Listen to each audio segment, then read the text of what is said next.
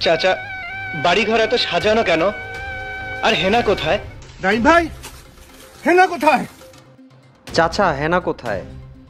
এই ডায়লগটি এতটাই ভাইরাল হয়েছে যে সামাজিক যোগাযোগ মাধ্যমে রীতিমতো তোলপাড় হয়ে গেছে।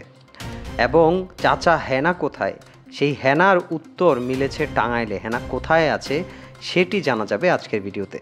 তবে বলা দরকার, 1996 সালে মুক্তিপ্রাপ্ত প্রেমের সমাধি সিনেমার এই ডায়লগটি কয়েক যুগ পর এসে ভাইরাল হয়েছে। ভাইরাল হওয়া সেই ভিডিও অবশেষে সেই বাপ্পারাজের কাছেও চলে গিয়েছে। বাপ্পারাজ সেই উত্তর দিয়েছেন। সামাজিক যোগাযোগ মাধ্যমগুলোতে ব্যাপক আলোচিত সংলাপ চাচা হেনা কোথায় নিয়ে তৈরি হয়েছে নানা কন্টেন্ট, যেখানে পাওয়া যেত নায়ক বাপ্পারাজ ও নায়িকা শাবনাজের মূল ভিডিও।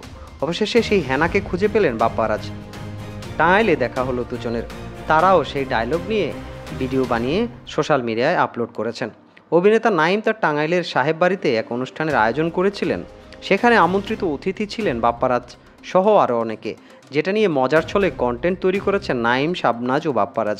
অনুষ্ঠানে নাইমের সঙ্গে থাকা স্ত্রী শাবনাজকে দেখে আবেগ হয়ে পড়েন বাপ্পারাজ। কুশল বিনিময়ের পর শুরু হয় মজার আলাপ।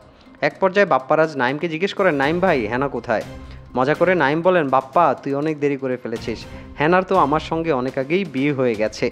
সঙ্গে সঙ্গে বাপ্পারাজ চিৎকার করে বলেন, না, আমি বিশ্বাস করি না।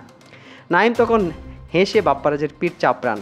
এই সময় উপস্থিত অতিথিরা প্রেমের সমাধি ছেড়ে গানটি গাইতে শুরু করেন। 1996 সালে মুক্তিপ্রাপ্ত প্রেমের সমাধি সিনেমার একটি দৃশ্য থেকে এই সংলাপ ভাইরাল হয়।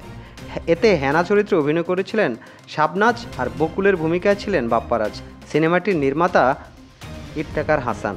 কাহিনী, সংলাপ ও চিত্রনাট্য করেছিলেন দেলোয়ার জাহান ঝন্টু।